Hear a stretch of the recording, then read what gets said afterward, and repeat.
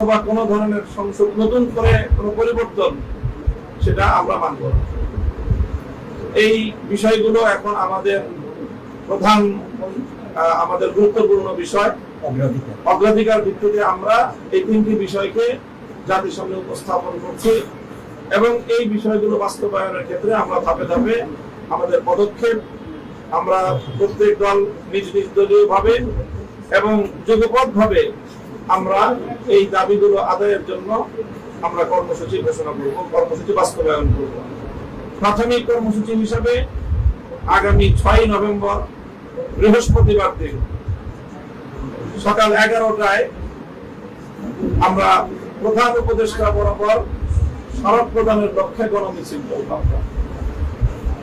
বৃহস্পতিবার প্রধান উপদেষ্টা বরাবর গণমিছিল নিয়ে আমরা স্মারক প্রদান করব, স্মারকলিপি প্রদান করব এবং আমরা আশা করি যে একটি আলোচনার ভিত্তিতে সকল রাজনৈতিক দল এই যে বিতর্কের যে বিষয়গুলো, মতপার্থক্যের জায়গাগুলো আমরা সকল রাজনৈতিক দল আলোচনার ভিত্তিতে সমাধান করব এবং জুলাই সনদের আইনি ভিত্তি কার্যকর হয়ে সেই ভিত্তিতে আগামী ত্রয়োদশ জাতীয় সংসদ নির্বাচন যথাসময়ে অনুষ্ঠিত হবে, এটাই আমাদের প্রত্যাশা।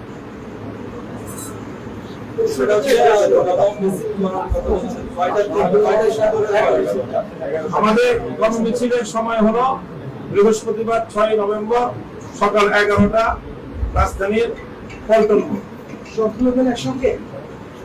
বিভিন্ন রাজনৈতিক দল ভিন্ন ভিন্ন গণমিছিল করে পল্টনে এসে আমরা একীভূত হব।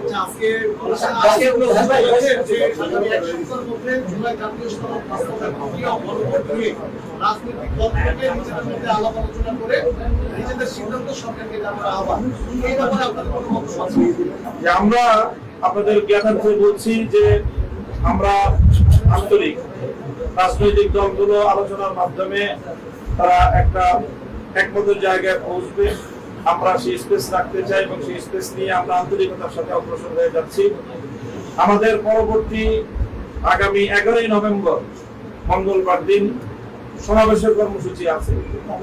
যদি এর মধ্যে আমাদের এই দাবিগুলোর বিষয়ে যদি সন্তোষজনক কোনো অবস্থান গ্রহণ করা না হয়, অগ্রগতি না হয়, তাহলে সেই ক্ষেত্রে আমরা 11 নভেম্বর রাজধানীতে সমাবেশ করব ইনশাআল্লাহ।